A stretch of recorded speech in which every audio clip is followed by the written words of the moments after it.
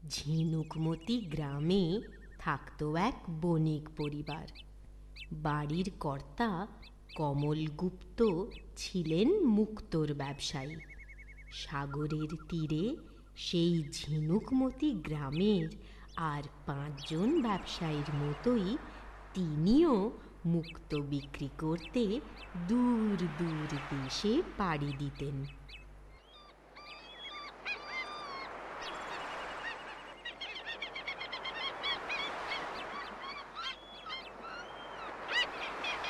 না না না না না, এই সাগর বেলাতে ঝিনুকের বড়ই আকাল।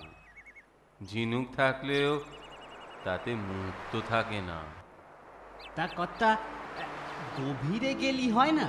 গভীরে? হ্যাঁ, এখানে যে ঝিনুক পাওয়া যায় তাতে হাজারটা খুঁজলি একটার মাঝে মুক্তোর দেখা মেলি। কিন্তু কর্তা, সাগরের গভীর জলে শুনেছি এরাই প্রতিটা ঝিনুকে মুক্তো আছে গো। বুঝলাম, কিন্তু তোর কথা মতো মাঝ সাগরেও না হয় গেলাম, জলের গভীরে যাব কিভাবে? কেনে কর্তা, ডুব দিয়ে? ফটিক, দেখ বেশি ফটর ফটর করিস না তো। এমনিতেই আমার মাথা আজ প্রচন্ড গরম। কেনে কর্তা, বেশ তো সুন্দর হাওয়া বইছে, গরম কোথায়? আমার মাথায় মাথায়। তা কর্তা, গামছা দিয়ে একটু হাওয়া বাতাস দেব? আহ ফটিক, থামবি? হুম, আচ্ছা থামলাম। হ্যাঁ, এবার ঘরে চল। কিন্তু কর্তা, মুক্তো না নিয়েই? মুক্ত পেলে তো নেব, এত লোক লাগালাম, আজ তো একটা মুক্তোর দেখাও পেলাম না। সে ঘরে তো কিছু জমা আছে, সেখানেই গিয়ে দেখি চলুন, আপনার মন ঠিক ভালো হয়ে যাবে। আচ্ছা ফটিক, তোর ঘটে কি আছে বলতো? গোবর গো কর্তা, গোবর। এই চড়া রোদে সেটাও মনে হয় ঘুটে হয়ে গেছে। চলো, গোবর গণেশ কোথাকার।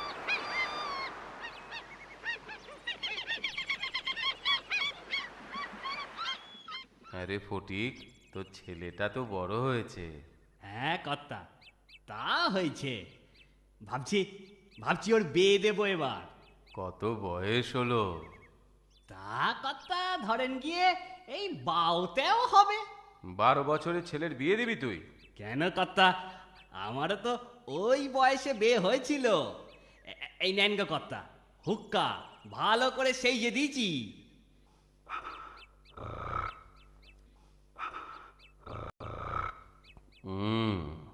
তোর ছেলেটা কাজ কাম করে? না কর্তা, খালি খায় আর ঘুমোয়। আসলে আসলে ওর মা নেই তো, তাই আমি আর কাজ কামের জন্য ওকে আর জোর করিনি। সে তো বুঝলাম, কিন্তু তুই যখন না থাকবি ওর কি করে চলবে ভেবে দেখেছিস? থাকবো না কেনে, আপনার মতো আমি তো আর বাণিজ্যে যাচ্ছি নে। আমি বুঝি বাণিজ্যে যাবার কথা বললাম? তবে যেখানে গেলে মানুষ আর ফেরে না। সে তো অনেকে বাণিজ্যে গেলেও আর ফেরে না। তুই থামবি? থামবি তুই? না, তোকে বোঝাতে পারবো বলে মনে হয় না। কথা, এ বয়সে আর নতুন করে বুঝতেও চাইনি। 2 কুড়ি বয়স হলো, আর বড় জোরে 1 কুড়ি। তারপর তারপর ছেলেটার যে কি হবে। এই এই এতক্ষণে তোর বুদ্ধি খুলেছে, সে কথাই তো বলছিলাম। আচ্ছা কথা, আপনি বলুন না কি হবে? কেন? খাবে আর ঘুমোবে। সে কপাল কি আর মানিকের আছে কর্তা? ওর বাপ তো আর জমিদার নয়। ওকে কাজ করতে বল। ঠিক আছে, ঠিক আছে কর্তা, আমি আজই বলবো ওকে। হ্যাঁ, মন দিয়ে কাজ করতে বল।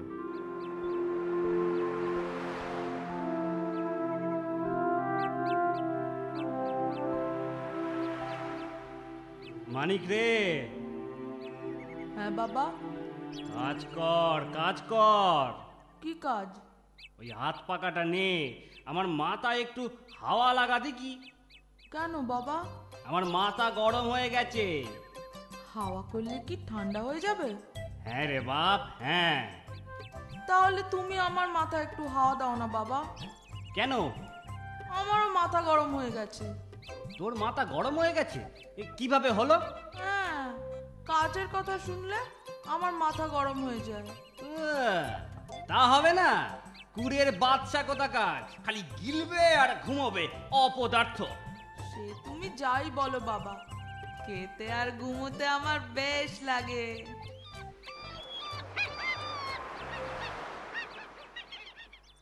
শোন ফটিক, তোর ওই কুঁড়ে ছেলেটাকে আমার কাছে দে, ওর কুঁড়েমি আমি গুছিয়ে দেব। কিন্তু কর্তা, সে আসতে চাইলে তবে না। ওকে বুঝিয়ে বল, ওকে বল আমি ওকে দেশ ভ্রমণে নিয়ে যাব। ও যদি না বলে? বলবে না, বলবে না। কাল একবার আমার কাছে নিয়ে আয়, আগে তো ওকে ঘর থেকে বের কর। কিন্তু কর্তা, একটা কথা বলবো? বল বল। আমার ছেলের ভালো করে আপনার কি লাভ? ঘরে বউ ছাড়া আমার আর কে আছে বল? আমার ঘরে মুক্ত আছে, তোর ঘরে মানিক। দিবি না বল? তোর মানিককে আমায় দিবি না? দেব, দেব কর্তা। এ তো বড় আনন্দের কথা। মানিকের যদি একটা হিলে হয়, এর থেকে আর কি চাই? আর কিচ্ছু চাই নে কর্তা, আর কিচ্ছু চাই নে।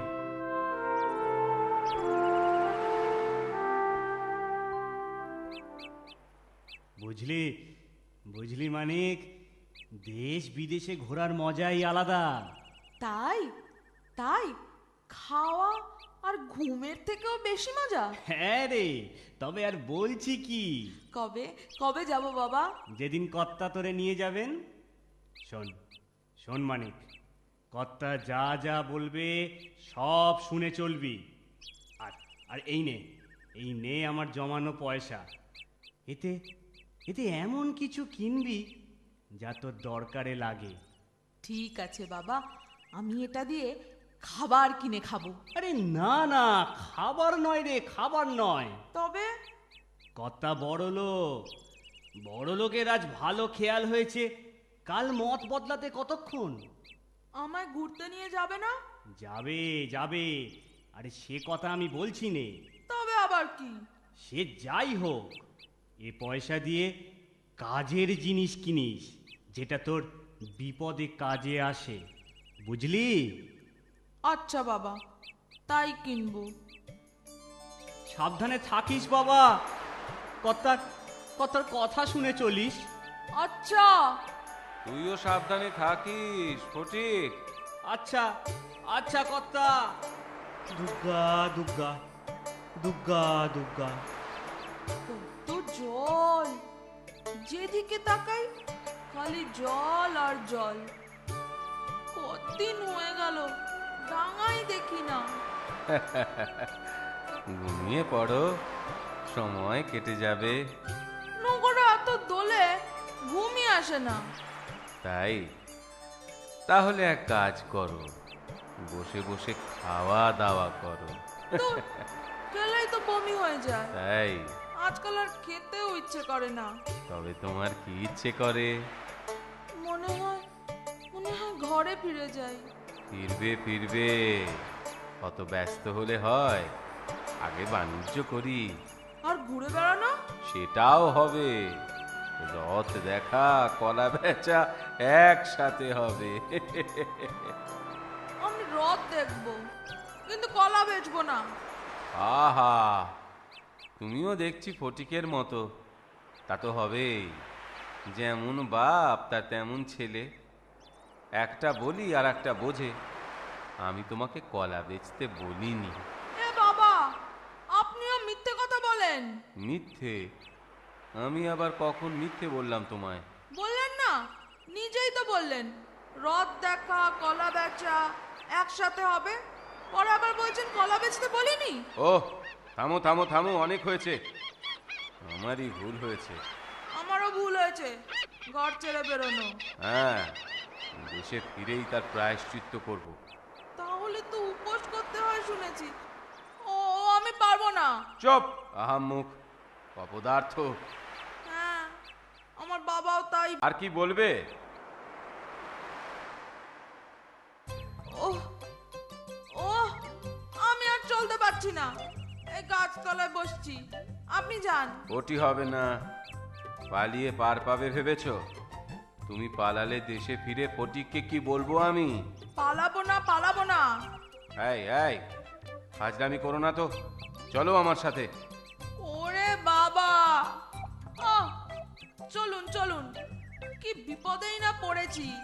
বাবার দেওয়া পয়সা দিয়ে এ বিপদ থেকে যে রেহাই পাবো তারও উপায় নেই।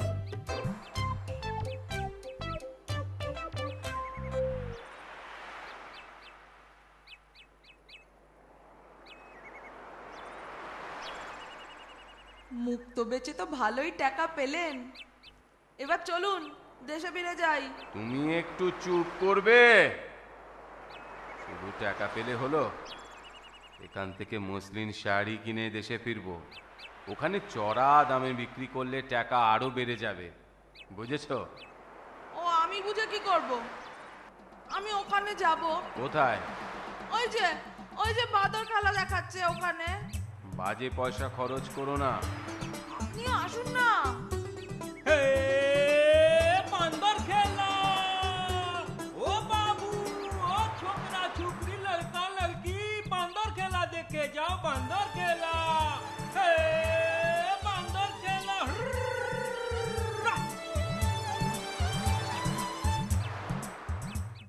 এই এই, তুমি বাঁদর বেচবে গো? বান্দর বেচলে খাবো কি বাবু? তোমার তো 3টে বাঁদর, একটা আমায় বেচলে কি ক্ষতি হয়ে যাবে?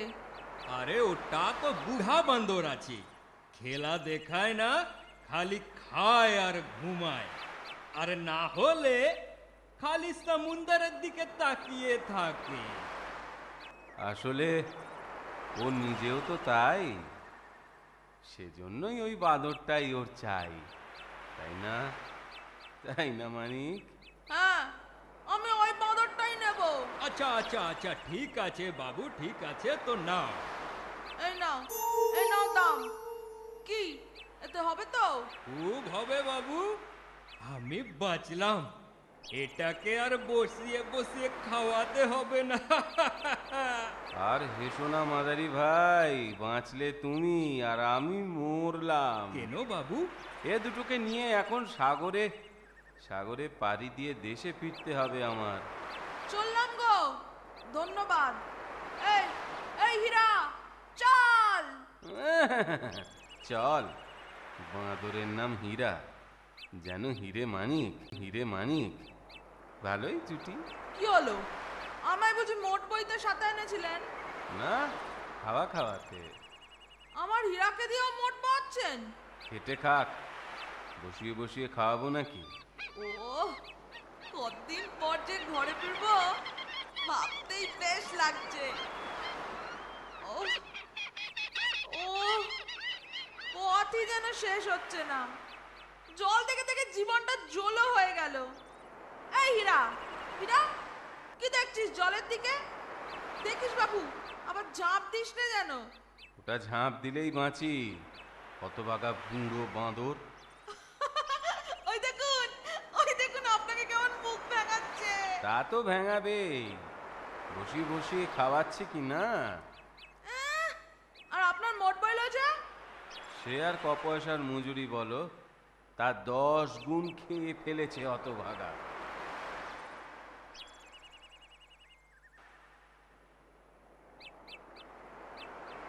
যাক বাবা, অবশেষে পৌঁছলাম। এই হীরা, জলে কোথায় যাচ্ছিস? আরে আরে, এদিকে আয়।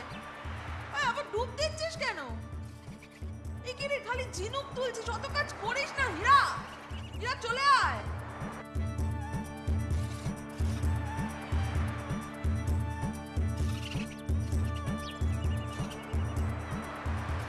আশ্চর্য ব্যাপার, এমন বাঁদর তো কখনো দেখিনি আগে। মজা করে বেশ ঝিনুক তুলছে আর রাখছে। দেখি তো, দেখি তো খুলে। দেখি, বাহ, বাবা বাবা বাবা, এটা তো মুক্ত। দেখি দেখি দেখি, ওটা দেখি, দেখি, এটাতেও যে মুক্ত। দেখি আর একটা দেখি। দেখি, একটু আশ্চর্য হয়ে যাচ্ছি আমি। বাবা বাবা বাবা বাবা বাবা বাবা, আর একটা। আরে আরে আরে আরে আরে, এটা সবগুলোতেই মুক্ত। আরে সবকটা ঝিনুকেই মুক্ত। ওরে মানিক, তুই সত্যি হিরে চিনিস। তোর হীরা সত্যি যে একটা আসল হীরা। কোন ঝিনুকে মুক্ত আছে ওই চেনে, ওই একমাত্র জানে। আগে বুঝি ও এ কাজই করতো। ওই জন্যই জলের দিকে হা করে তাকিয়েছিল ও। কেন? ও তো হতভাগা, অপদার্থ, বুড়ো বাঁদর। না না না না, সে ভুল, আমার ভুল। সে তো আমি ভুল করে বলেছি, না বুঝে বলেছি। ওরে ফটিক রে। আমি এসে গেছি কর্তা। এই দেখ, তোর ছেলে একটা কাজ করেছে, আর আমাদের কোনো চিন্তা নেই রে। ওই বাঁদর মুক্ত ঝিনুক খুঁজে দেবে। তোর ছেলে এখন সত্যি কাজের ছেলে, হীরের টুকরো ছেলে হয়ে যাবে। কি রে, হবি না? সে তো হবই। ওই হীরার জন্য এই মানিকও চমকাবে। দেখে নেবেন কর্তা। দেখবো, নিশ্চয়ই দেখবো। দেখতেই তো চাই। দেখা মানিক, এখনই দেখা।